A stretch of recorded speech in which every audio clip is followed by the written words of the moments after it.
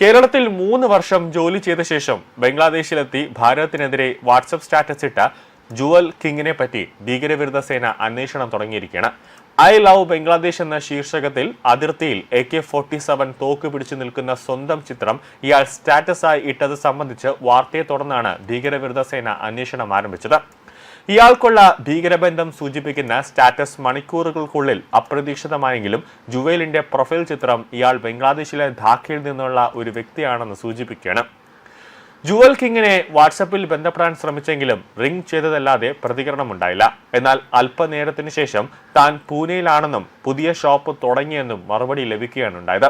ഒപ്പം ഒരു കടയുടെ ചിത്രവും അയച്ചു. നിങ്ങൾ ഇപ്പോൾ ബംഗ്ലാദേശിലല്ലേ, നിങ്ങൾ ബംഗ്ലാദേശി പൗരനല്ലേ എന്ന് ചോദിച്ചപ്പോൾ ഇംഗ്ലീഷ് അക്ഷരമായ Y ആയിരുന്നു മറുപടി. ജുവൽ ബംഗ്ലാദേശിലേക്ക് തിരിച്ചെത്തിയിരിക്കാനാണ് സാധ്യതയെന്നും ഭാരതത്തിലുണ്ടെങ്കിൽ കണ്ടെത്തി ചോദ്യം ചെയ്യുമെന്നും ഭീകരവിരുദ്ധ സേന ഉദ്യോഗസ്ഥനായ സുദർശൻ പറഞ്ഞിരിക്കുകയാണ്. കഴിഞ്ഞ ദിവസം കൊട്ടാരക്കരയ്ക്ക് സമീപം തൃക്കണ്ണമംഗലത്ത് നിന്നും ഒരു കുടുംബത്തിലെ 3 കുട്ടികൾ ഉൾപ്പെടെ 9 ബംഗ്ലാദേശികളെയാണ് ഭീകരവിരുദ്ധ സേന അറസ്റ്റ് ചെയ്തത്. അക്ഷരാർത്ഥത്തിൽ ഇത് നമ്മളുടെ ഇന്റലിജൻസ് ബ്യൂറോയുടെയും സ്പെഷ്യൽ ബ്രാഞ്ചിന്റെയും ഒരു വീഴ്ച തന്നെയാണ്. ചെറിയൊരു വീഴ്ചയല്ല, ഗുരുതരമായ ഒരു വീഴ്ചയാണ്. കാരണം സംസ്ഥാന ഇന്റലിജൻസ് ബ്യൂറോയുടെയും സ്പെഷ്യൽ ബ്രാഞ്ചിന്റെയും ഒരു പ്രധാനപ്പെട്ട ഒരു ചുമതല അല്ലെങ്കിൽ അവരുടെ ഒരു ഡ്യൂട്ടി എന്ന് പറയുന്നത് കേരളത്തിന്റെ സുരക്ഷ ആണ് അവരുടെ ഏറ്റവും പ്രധാനപ്പെട്ട ഡ്യൂട്ടി. കേരളത്തിൽ ആരൊക്കെ നുഴഞ്ഞു കയറി വരുന്നു, ആരൊക്കെ രാജ്യദ്രോഹ പ്രവർത്തനം ചെയ്യുന്ന ആരൊക്കെ കേരളത്തിൽ ഉണ്ട് എന്നത് 24 മണിക്കൂറും ഇവർ അത് ജാഗ്രതയോടുകൂടി അറിഞ്ഞിരിക്കേണ്ട കാര്യമാണ്.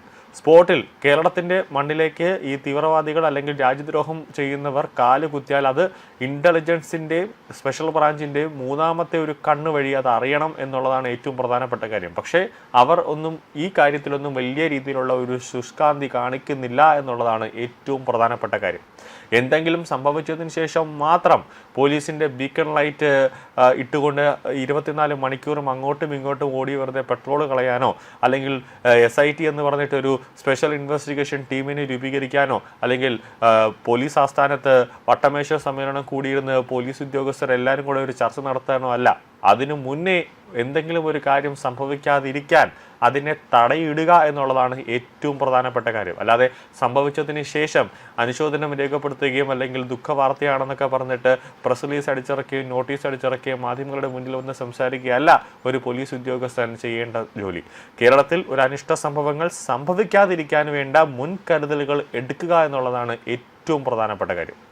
ഇപ്പോൾ നിരവധി അതിഥി തൊഴിലാളികൾ തിരിച്ചു വന്ന് തുടങ്ങിയിരിക്കുകയാണ്. ബംഗാളികൾ തുടർന്നാൽ അറസ്റ്റിലായേക്കുമെന്ന ഭീതിയിൽ ബംഗ്ലാദേശികൾ തന്നെ കേരളത്തിലേക്ക് എത്തുന്നുണ്ടോ എന്ന് പരിശോധിക്കണമെന്നാണ് ഭീകരവിരുദ്ധ സേന ഉദ്യോഗസ്ഥർ പറയുന്നത്. കാരണം ഇത്രയും കാലം ബംഗ്ലാദേശികൾ പശ്ചിമ ബംഗാളിലായിരുന്നു, മമതയുടെ ഒരു തണലിലാണെന്ന് കഴിഞ്ഞിരുന്നത്. പക്ഷേ അവിടെ BJP അധികാരത്തിലേക്ക് എത്തിയതോടെ ഈ ബംഗ്ലാദേശികൾ കൂട്ടത്തോടെ കേരളത്തിലേക്ക് ഒഴുകിയെത്തുന്നുണ്ട് എന്നൊരു സംശയമാണ് ഇപ്പോൾ ഉള്ളത്. കൂടാതെ കൊല്ലം ജില്ലയിൽ ഭീകരവിരുദ്ധ സ്ക്വാഡ് 2 ദിവസത്തിന് മുമ്പാണ് വലിയൊരു ഓപ്പറേഷൻ നടത്തിയത്. അതിൽ കൊട്ടാരക്കര പ്രദേശത്ത് അനധികൃതമായി താമസിച്ചിരുന്ന 10 ബംഗ്ലാദേശി പൗരന്മാരെയാണ് ATS-ഉം മിലിറ്ററി ഇന്റലിജൻസും അറസ്റ്റ് ചെയ്തത്.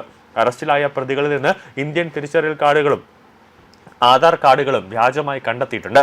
ഈ നുഴഞ്ഞുകയറ്റക്കാരെയെല്ലാം ഇന്ത്യയിൽ നിയമവിരുദ്ധമായി താമസിക്കുകയും ജോലി ചെയ്ത് വരികയുമാണ് ചെയ്യുന്നത്. ആധാർ കാർഡുകൾ ഉൾപ്പെടെ നിരവധി തിരിച്ചറിയൽ കാർഡുകൾ ഇവരിൽ നിന്ന് കണ്ടെത്തിയിട്ടുണ്ട്.